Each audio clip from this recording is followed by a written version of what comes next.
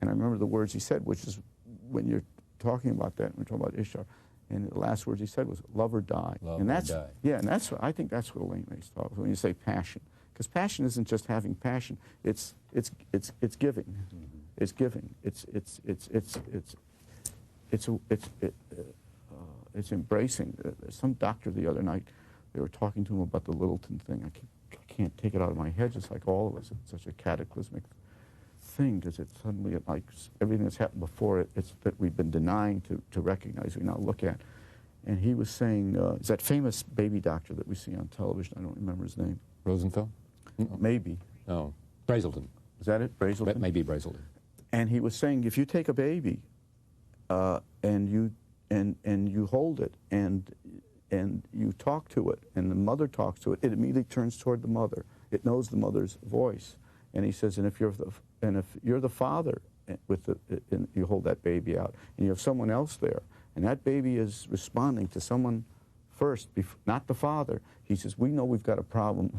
It's like, Houston, we have a problem. Yeah, right. We have a problem with that father, and we have to get him in for treatment right away, because that's the first thing. And we know, he says, we know now neurologically, we know so little about the brain still. Yeah. We know so much neurologically. We can see on these scans they now have that the whole brain lights up like the 4th of July when the baby hears the voice of a parent. Yeah. And we do the same thing where we give them an ice cream or we show them like that, and it doesn't trigger the same way. It does not open. And what we've been talking about in terms of the separating, which all this technology does to us, and somehow this thing of what Maury says of love or die, this human connection as we enter this new century has been really violated in many, many different ways, whether it's the phone, or whether it's technology, or whether it's the world wars that was done to family.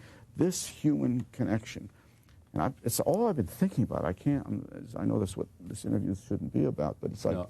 No, it's what the interview should be about, because it reveals what's in your head right now, and it's in your heart. It is what the interview should be about, and notwithstanding all Sorry. this. No, don't be sorry. You can cut it out. No, I don't want to cut it out. Here's what I want to ask, is that feeling as you do, and being an artist, why don't you try to make this into a film? I want to.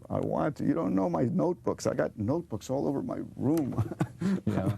In which you're writing, and all of this is being poured onto the trying. paper. I really am trying. I mean,